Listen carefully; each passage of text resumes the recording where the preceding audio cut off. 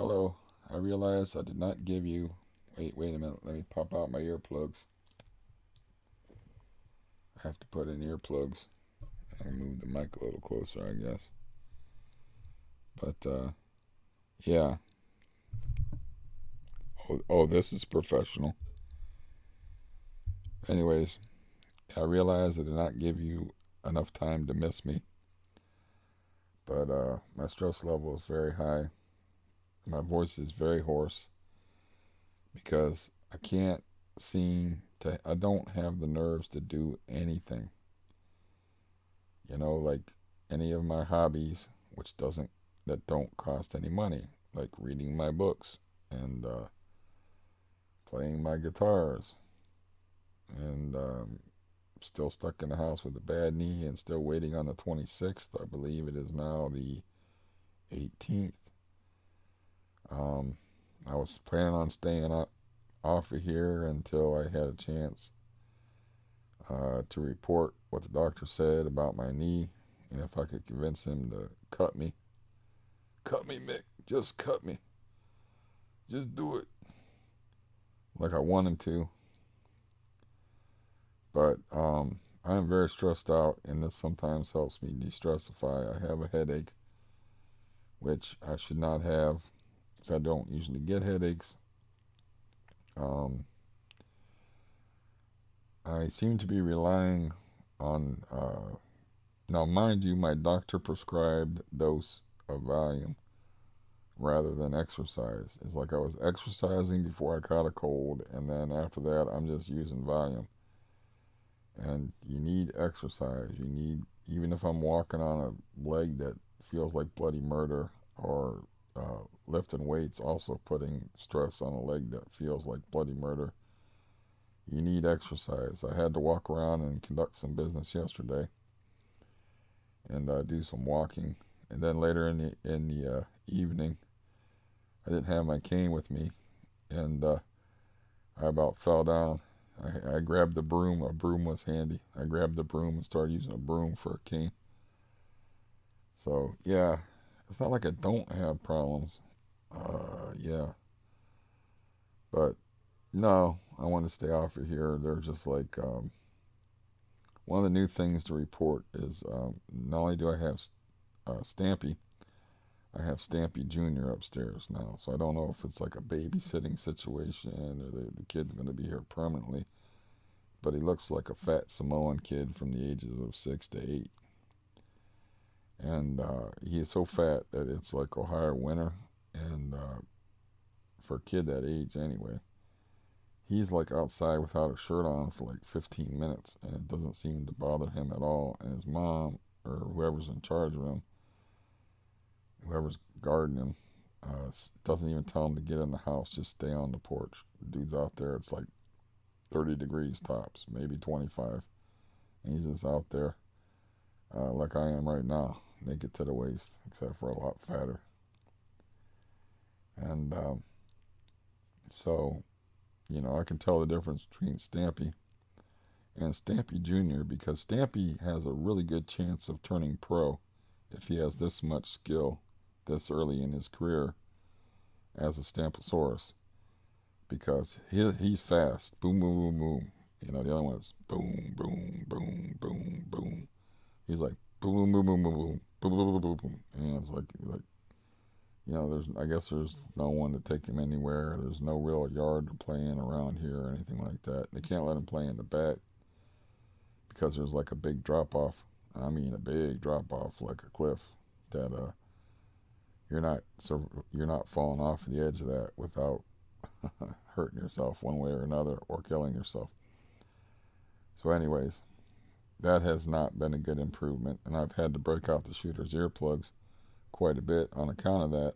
And I just been taking it to wearing them when I try to read, which I just gave up doing, uh, because noise was distracting me. So I was like, well, if I can figure out how to read, and if it sounds okay, I'll just put in the earplugs and I won't hear all that noise distracting me. It's hard enough for me to read. It's a nerves thing, it's a benzo thing, where my nerves are too fried. It would be like something that 5 years ago, I could have blown through. I probably could have read the whole book in a day. But I did 2 parts of it and made my little like silly movies with it. And I did mm, the foreword, the introduction, and the first chapter of The Last Algonquin. But I'm going to put all that up all at once because who wants to watch like the first 10 minutes of a movie if it's interesting?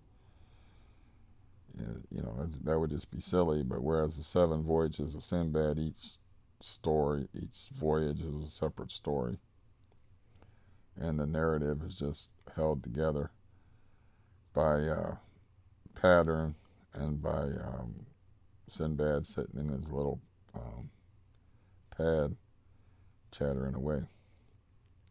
Man, my throat hurts.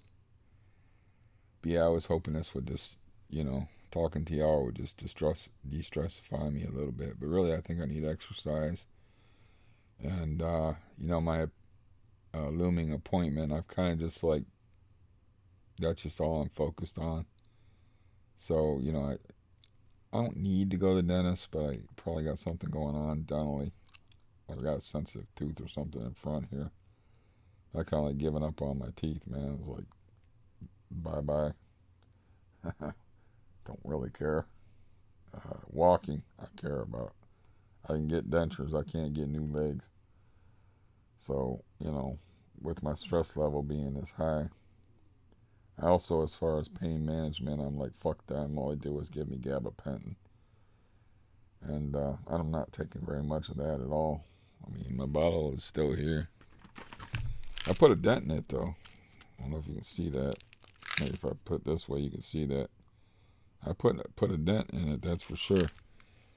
Because ever since they did that EMG test on me, man, I've been in a lot of pain. And it dulls your senses, at least. It doesn't do much as far as I can tell. It doesn't do much for the neuropathy. It's one of those, I don't know how pain medications work, but I think most of them just dull your senses so you're not as aware of what's going on. That's why like it's got dizziness and like you get balance issues with it and drowsiness and blurred vision, which is really weird because I wake up and I can't see shit on the computer. I have to go into bookmarks and put it like at 175%. Now my eyes are not good, but I have to like increase it from 100% to like 175% or 200% if I want to write, because my eyes are all blurry in the morning from it. So yeah, that's a fun drug. But anyways, yeah, I had a very strange Heath Ledger type incident I have to report, which is my sleep has been very disrupted here lately because why, I don't know. I don't know why. Forget why. I could blame it on pain. I could blame it on stress. I could blame it on whatever. I could blame it on the Stampy twins upstairs. I could blame it on whatever. Doesn't matter. But anyways, this is what happened. I took out 10 milligrams of Valium, which is the second lowest dose generally administered to people, and the lowest dose of gabapentin. I had them in my hand, right? And I got distracted by something on the computer. The next thing I know, I wake up with a horrible fucking taste in my mouth. And here, I popped those pills while I was asleep. And the gabapentin is in a capsule, and it had dissolved. And it tastes like an arachnid's asshole, man. I don't know how to even describe how bad that tasted. It tasted so bad that it woke me up. And I was like chewing gum. I just like grabbed the gum and just started chewing gum, and then the gum wasn't enough. I went and got some Listerine and washed my mouth out with Listerine. And yeah, so I'm like, that was kind of scary, actually. It's because am I that unaware? I've also been kind of sloppy keeping track of my doses. Usually I take the dose of the Valium and then I go into my chart and I write it down right away. And lately I'm like, well, I'll do that later. I took this at 2 p.m. I'll do it later. I'm like, yeah, so I'm gonna have to get on myself and do a little better here. Uh, yeah, I don't really feel like making no marathon video since I said I wasn't gonna plague you with no more of those for a while. Um, but yeah, I don't know. I thought maybe like if I expressed my distress, that it would be helpful and I would like de-stressify. But the thing that was bothering me is like, see the uh, sweet ass acoustic guitar in the background. I got a freaking NS. I shouldn't tell you all my guitars maybe, but I got a. It's embarrassing. I got an NS1 carbon nylon. Um, I just bought a MIDI for it, which I don't want to. You know, if you're not a music guy, a MIDI is like you can get synthesizer sounds off of it, and I can actually take a nylon string and play like ZZ Top tones and like AC/DC tones off of a nylon string, which I will post a link to this guy playing that guitar and getting those tones. Now, you can't go home again, I believe Thomas Wolfe said again, or said. And, but if I had that guitar when I was young, even though I don't really have a good musical ear, there's no telling what I could do with a guitar right now because of my past history with guitar. I started out with nylon guitar, that's what I learned on, and then I started playing metal string, and then I realized my fingernails wouldn't hold up to a metal strings, and I had to like try to relearn my technique, and it became a whole big thing. So it's really like buying something like 40 years too late, you know. But I was like, I'm gonna buy that fucking thing. I can afford it now, you know. I don't have to worry about my parents, um, wanting to give me lessons or wanting to spend any money on the guitar. I bought my own first guitar with my own money for $20. It was a Global Acoustic. But I got that guitar. I got the guitar you can see in the background. I got I only paid $325 for that, but it's like a $1,200 gray carving guitar. I just paid $100 to have worked on. Or I'm not even speaking clearly. $100 for to get worked on. And besides that, I have this guitar over here that I'll show you sometime. That it's I forget what it's called, but it has like it's called a fret light because it lights up patterns of notes and chords and stuff. You know, I just want to learn. I'm thinking like I got all these guitars, and I've got no nerves to play any of them. I got all these books I want to read, but I can't read them aloud because I'm just too frazzled. And I guess like I've been saying all along, it's like Valium is not a replacement for Xanax. I've only been off of Xanax since January 4th. It's the 18th, so we'll call it a month and a half. So, I realize this stuff takes time. Valium is not a substitute for Xanax for me. It never was. It just takes the edge off of things. But what really is helpful for me is like exercise and getting out and about. Is that it does it better for me than Valium, but I got a messed up leg. I can't fucking do that. So, you know, it's really frustrating. The guitars are right over there. There's guitar in the background, and I'm going to have to end up selling is a gigantic acoustic Epiphone. I'm just not comfortable with it. It's left-handed, so but I only paid $125 for it because the guy, like left his bedroom door opened, and he had a little kid, and he had it on a stand, and the kid like knocked it over, and he put a very bad cosmetic looking thing in the front, but it did no structural damage to the guitar at all. The guitar works perfectly, and it's just a looks thing, and it's not even that bad of a looks thing. But I mean, it's a significant crack in the front of the guitar. But the fret wear is the key thing with metal string guitars, and the frets are still good on it, and it's like a brand new guitar, except for it had like a 6-year-old kid knock it off a stand onto something, and bust up the front of it. So I paid like somewhere between $125 and $150 for it. It's like a $400 guitar. So that was just good eBaying on my part. Now the other guitar that I was talking about, that was a nylon string, which I bought something called a MIDI for, like capital MIDI. And I don't even know what that stands for, but I know what it does. That guitar I paid over $900 for, just because I wanted, just because like this is the guitar I needed when I was a kid, and it it sounds like crap played through like metal string, like pedals and stuff.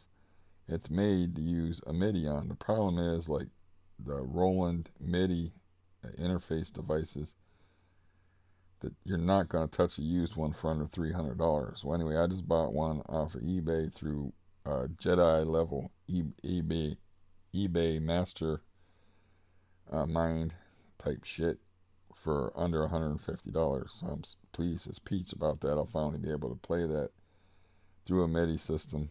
You can play it acoustically, but it's so quiet that you'll see in the video. I'll post a video for anybody that wants to watch the video that sold me on it. What sold me on it is the guy could actually play a ZZ Top tones through a nylon string guitar, which to me is like science fiction. I didn't even know anything like that was even possible, and maybe it wasn't possible when I was a kid. I don't know, but that just blew me away, and I'm like, well, I gotta have that, So, anyways, yeah, I got all these guitars and no nerves to play them, and I got all these books to read, and I want to do my audio books, and I can tell like right away that I shouldn't even be doing this, but I just did like 4 or 5 takes on a very short chapter of the third voyage of Sinbad, and then I couldn't do that, and I threw that book down. I picked up the Algonquin book. I tried that for a couple of takes, and I'm like, well, I can't do that. And then I went back to the Sinbad book, and I tried that again, and I'm like, I can't do that. And I'm like, just give up, dude. Your nerves are shot. Your nerves are fried. You can't do shit. The aspirin isn't working on your headache. I keep waking up at 2 o'clock in the morning. I mean, things are not groovy. So I was like, maybe making one of these videos will help de-stressify me a little bit, even though I said I was going to be gone for a while, and I made a farewell. And I wasn't planning on doing any until after the 26th, like I said in my appointment, where I had something to report. All that I can report to you now is that I'm taking pills that when I'm not even conscious, letting pills with capsules dissolve in my mouth that basically taste like rat poison, and then just stress the fuck out, and then have like a promising young Olympic champion stamper upstairs of about 6 to 8 years old, but I don't know kids' ages. I don't know. He looked like a Samoan to me, but he's been here for like a few, I don't know, 2 weeks, I would say. But I don't know if it's like a babysitting gig, or if like they moved in, he's moved in here or what. But sometimes I'll hear him stamping around like past midnight at night. I'll be like, man, put that kid to sleep. When you giving him like more sugar to expand his belly some more? Like, what the hell? And these are not classy people. I mean, they're motherfucking this and motherfucking that in front of this little kid. I'm sorry. I mean, I'm a foul mouthed dude, but I do not swear in front of children like that. To me, that's like that's low class, don't give a fuck behavior. I don't hold with that. But yeah, I tried to refill my script that I got in my psychiatric nurse's office. They have like a pharmacy set up right at the place, at this place closer to here yesterday, and I was walking around on a badly hurtful leg, and they were like, well, we can't do this. So I guess I have to go back to another city and get that Valium script filled there. And like, I got this weird thing going on where like I don't know what the hell these people think half the time, but I'm getting 3 pills a day for 30 days, which is 90 pills. I had 3 real refills on that. 3 times 90 is 270. He wrote that script after he wrote a script where he gave me a refill for 120 pills. So you do the math, 120, and that's what? That's almost 400 pills. That's like 390 pills. So I'm like, well, if I do this, and the date is like on June, I think it says June 3rd, but for some reason the bottle that got all kind of blurry on there. I guess that doesn't matter, but it says June 3rd that I can get it refilled as long as it's before June 3rd, right? So that's at the one drugstore, but at this other place that's located within the office of the psychiatric nurse, if you can follow this, that's only good until April. So what I can actually do is, if I, instead of double dipping like I did before, which didn't work out too good, is I can get the 3 volume scripts filled and then get the 120. Get the 270 and then to get the 120 on top of it. I'm pretty sure I can do that. And you might ask, why would you want to do that if you want to get off of benzos? And that is a damn good question. The thing of it is, they can just sit and stay. And if they're needed, they're needed. It's not like the Xanax. I don't know what the hell to do with the Xanax, because I'm not touching that shit again. But Valium's a different story. It's a lot weaker. It's a lot less pernicious, evil, destructive than the Xanax. It's like 15 to 20 times weaker, depending upon who you talk to, than the Xanax. It's got the longer half-life. It's easier to quit. It's the whole reason why they wean you from Xanax to Valium to get you off of benzos. So, why shouldn't I stockpile the stuff, man? I don't see a reason not to, as long as I can sit on them. If I had, I haven't touched Xanax, I would tell you. I just told you that I took pills in my sleep, like a damn Heath Ledger type of thing, except for without the intent to, I don't think he had intent to kill himself, but, I literally had the pills in my hand and woke up with the pills in my mouth, and like the capsule dissolved, and I was freaking out, because it tasted so. I never tasted nothing that bad. You can chew like, you ever chew Excedrins? Like 3 times worse than that. You ever chew, if you, it's awful. So I'm not lying to you about the Xanax thing. I got them stashed here in a weird place, and they're just staying there, and I don't know what to do with them, because I'm not selling them. I won't sell a benzo. I could have like enough volume to make a lot of money. I'm just not selling the benzo because I don't feel that's right. Like I've given like 2 or 3 here away to somebody, like a non-hook you type amount to people that have been like stressed out. Really only one person. No, two people. Yeah, because I didn't count the other dude. 2 people I've done that to. And the one person, I just gave him, I think, 1. It was either 1 or 2 half milligrams Xanax. He's already in a wheelchair and he's taking all kind of shit. So I figured, what the fuck difference does it make? He's not going to get hooked on 2 of them. He was taking Valium and he wanted to try him. And I was talking about, my problem with them, and he wanted to try him. And I said, well, I won't sell them to you, dude, but you can have a couple of them. Yeah, I gave him 2. And this other person I gave like single Xanax to, and then I would give like, now I don't give her no Xanax, I just give her Valium. I won't give her no Xanax, no. At all. They're not like what you would call, not enough to get hooked on stuff.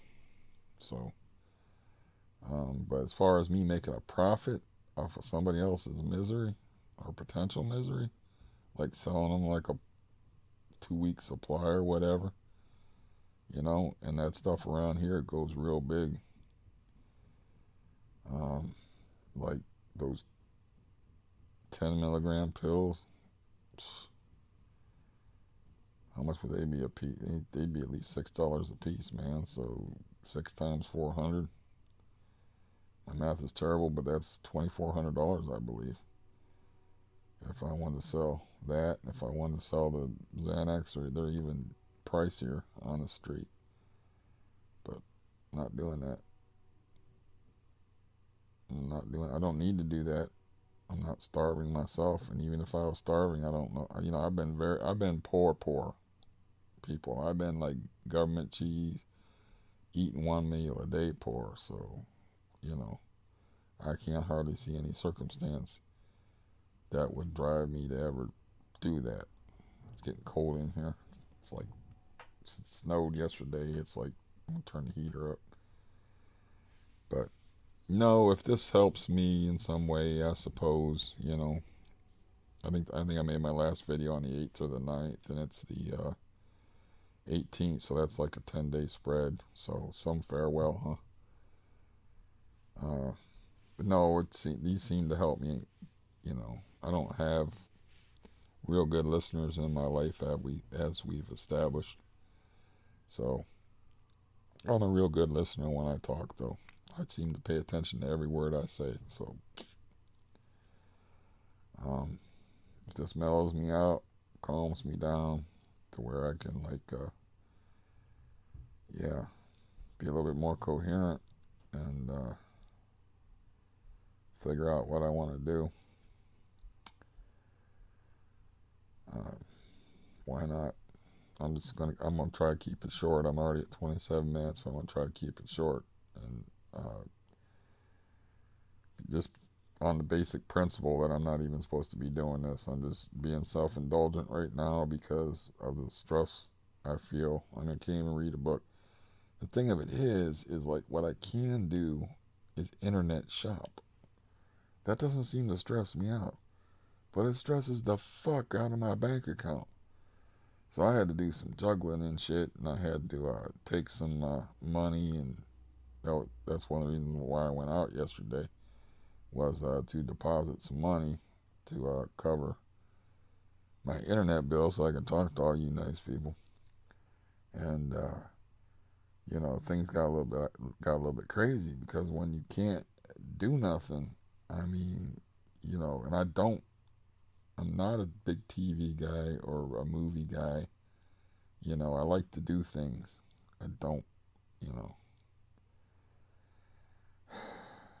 So I kind of understand. Like, I have a relative that she's an army, and then she was worked as a civilian contractor in the Bagram airfield in Afghanistan from the years of, like, I don't know, maybe 205 to 209 or something like that. For 4 or 5 years she worked like that. She was actually there when Dick Cheney's helicopter supposedly got shot down and landed in the airfield. But she used to tell me that the news that we got back here, it was all doctored. Like, there was an incident where there was a suicide bomber that was attacked the place, and they have like a several gate system before you can get into the airfield. And she said they minimized that in the U.S. news. She said that was way worse, and she was there and she saw it in person. So I don't think she would have a problem with me relating that to you, because that is pretty much what she told me. And I forget why I brought her up, but no, I understand why. See, they wouldn't let, because it's a war zone. They wouldn't let her leave the base, the Bagram Airfield air base. They wouldn't let her leave because it's a damn war zone. And So she didn't have nothing to do. So she would spend like a lot of time internet shopping. And look, now I understand that completely because there ain't a whole hell of a lot to do for me to do except for shopping. And the Cleveland Browns got good, and I got these. I just started like buying up Browns cards, and then I made some very good purchases. Then I made some very stupid ones, and where I'm like, was just buying to be. One of them I actually bid just on like I'm gonna make this guy suffer. I'm gonna just drive the bid up. I'm on eBay, right? So I'm just like, yeah, I'll just bid $29 on this football card, and just to make this guy suffer. And I forget why. I think it's because I wanted it to go cheaper, and they kept driving the price up. So I bid way higher than I was willing to pay for it, and I won the bid and had to pay for it. I'm like, you got to get in control of yourself, dude. But by the time I got control of myself, I had spent like maybe $700 on sports cards, which you know I realized that there's people with specialized interests like y'all, plain people not interested in my fucking guitar babble. And there sure is going to be a lot of people watching this not interested in anything about football. But the Browns are going to be an absolute powerhouse next year. They just signed that Kareem Hunt guy. Now he's going to sit out for half the season with a suspension. But the guy led the league in rushing as a rookie, and he's just a beast. But he was the guy that got caught kicking that woman on a security cam, and the Kansas City Chiefs kind of stupidly said, we don't need this press nonsense. So they just released him, and then they're in the AFC Championship game against the Patriots, and they're holding their own. And if they had Kareem Hunt, I think they would have went to the Super Bowl instead of the Patriots.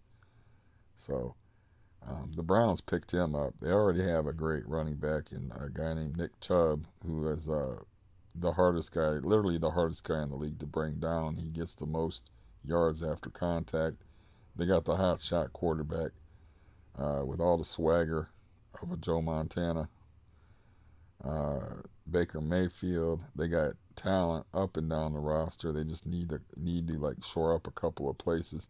The guy that's the general manager to the team actually is the guy that drafted this year's MVP, Patrick Mahomes. So we're in good hands as far as being a Browns fan, because this guy knows talent. He drafted Baker Mayfield. He drafted Nick Chubb. He drafted this year's MVP, Patrick Mahomes.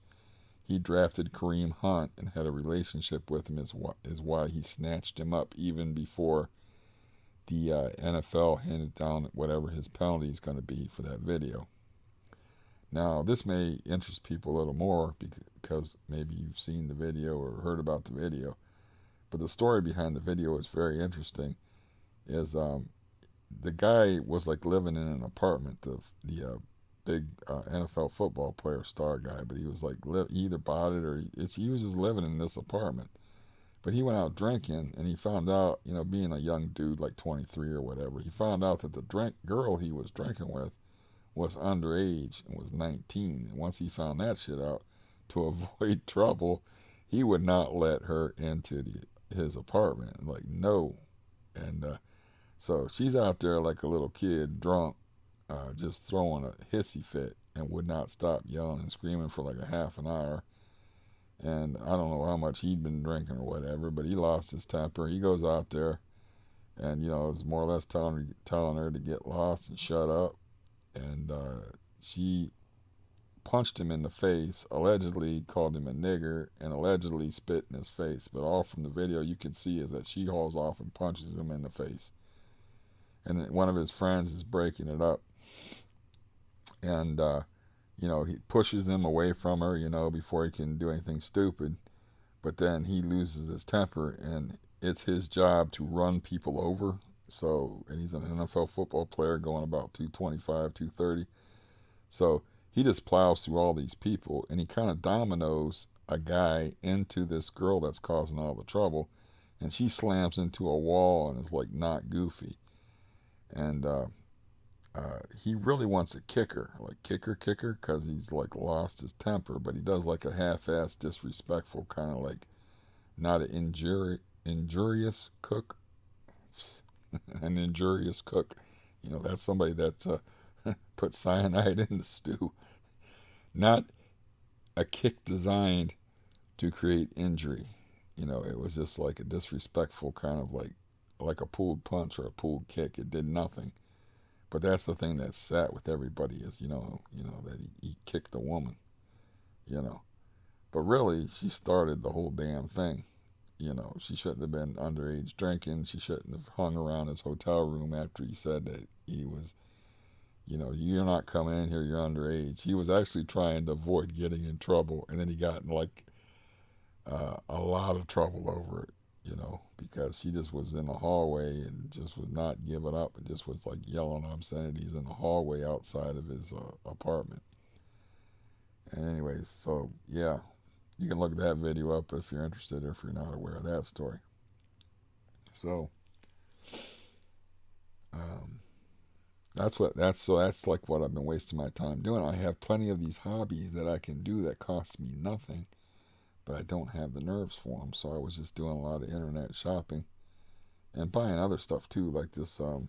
Like it's a little too small for a big guy for me, but it's like a headrest and shit, so I can sit up in bed when I read and whatnot. But it's it costs $35, and just like like I said, just internet shopping that doesn't stress me out until I look at my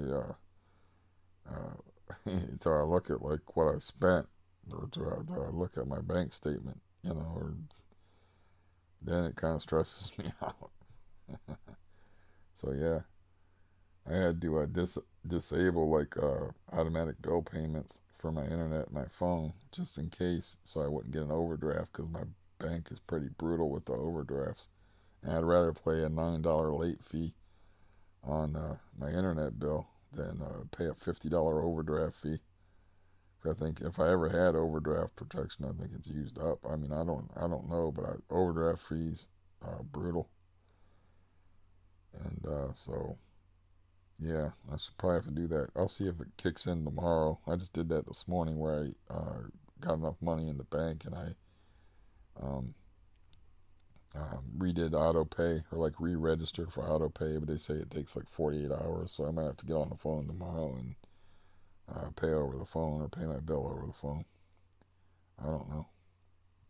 But yeah, that's how bad it got. And I'm like, man, I gotta find some kind of fucking hobby that doesn't cost money that I can do. And I do have those kind of hobbies. Um, what I don't have is a lot of people in my life that don't cause me extra stress. I would much rather be alone most of the time. And it's really not that I'm a hermit. It's like the people that I know. Like I'm damaged. I admit that. If you watch my videos, you know I'm a damaged person. But these people are also damaged people, and they cause me a lot of stress. I come in, I like, let's just say it's a person. I was writing emails to this person, right? This is the most self-involved person in the history of the universe. He absolutely says nothing about what I write to him. Nothing. And then I like have conversations with people where they're just waiting to talk. Like I will talk about something like emotional, serious, or whatever, and then they'll just act like I didn't say it, and they'll just talk about whatever they want to talk about or how their day went. I have other people that they won't want to talk about anything serious. Like if you can get them on the phone for 15 minutes, man, you're a magician because they just don't want to talk. Period.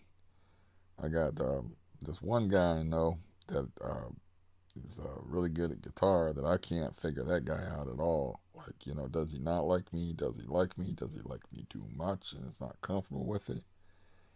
What is his deal? But like I blew a lot of money um, uh, getting a left-handed bass guitar so I could play like music with somebody. Like I said, that's a dream of mine is like to play music with somebody. And I'm trying to set up something for myself in the future, since the present is horrible and I don't know what's going to happen with my leg. So, you know, buying all these Browns cards, because and having these schemes and stuff, I got to wait for the Browns season next year. That keeps me around. Buying these guitars and, converting them to like a left-handed bass, and buying this MIDI to try out this guitar that I've had for years that I've never really got to try out. And, it's all about making a plan for the future to get through the present. It's like something to look forward to. Like I want to look forward to. Like I'll continue. I'll get my spending under control, but I will continue to like pile up the Browns cards. You know, you just have to be judicious about. You don't spend fucking $40 on a single card like a moron, like I did that one day. You just don't do that.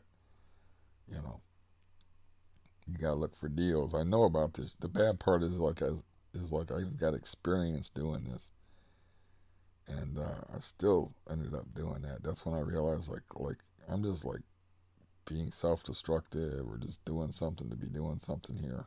You know. But yeah, I'm gonna, like I said, that's 41 minutes. I'm not gonna do no epic. Though that's 41 minutes is an epic for other people, but for me it's a howdy do. So, um, anyways, um, yeah, that's the state of Steve currently. Is very difficult sleeping, taking the gabapentin for the pain in my leg, not exercising, which I should be doing, and using chemicals to deal with the pain instead of exercise, which is always bad. It's like when I was younger, I was in a different stage of the disease that I have. When I was younger, whenever my legs would hurt, I would go out walking. And I got to where I could walk for literally miles and miles. It would take me like a half a mile just to get warmed up, and then a mile to get fully warmed up. And I used to walk like 2 miles back and forth to somebody's house that I knew when I lived in Canton, just for the just for something to do, you know. And I would do that when my legs hurt, and but now when my legs hurt because I got that Baker cyst, I'm just taking drugs and laying around and getting weaker and more stressed out. I cannot stress to you the importance of exercise as far as having a good life and calm nerves. It's just so important.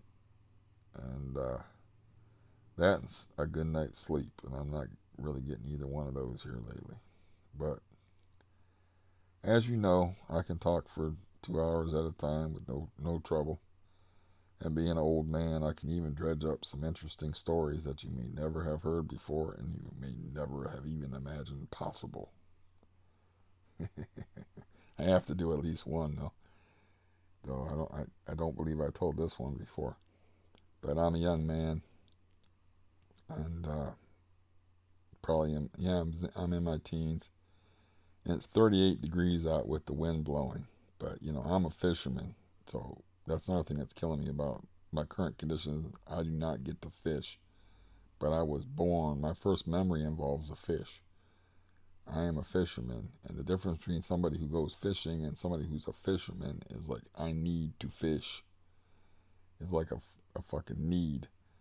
So when I was a kid in my teens and it's Ohio winter, lots of times I would jump the gun. Like as soon as the ice was off the water, I would go fishing.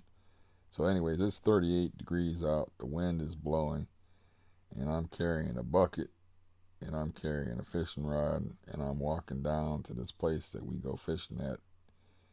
And it's got a log that you got to walk across the water that somebody just like improvised as a bridge, right?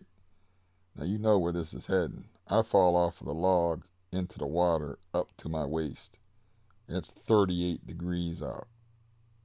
that water is cold, but it's not as cold as the walk home in 38-degree weather with the wind blowing.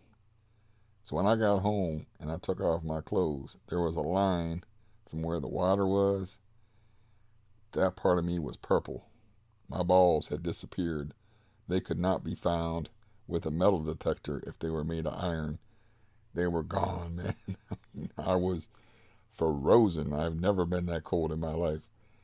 And I filled up a tub of warm water and just laid in it. And it took me like forever to get my core temperature back to normal. But yeah, that is the coldest I've ever been. It's like I couldn't believe it. I took off my clothes and there was a line like from where the water hit and below it was like purple. It was like purple, like veiny purple all the way down. And I was like, who stole my balls, man? They're gone. They're just gone.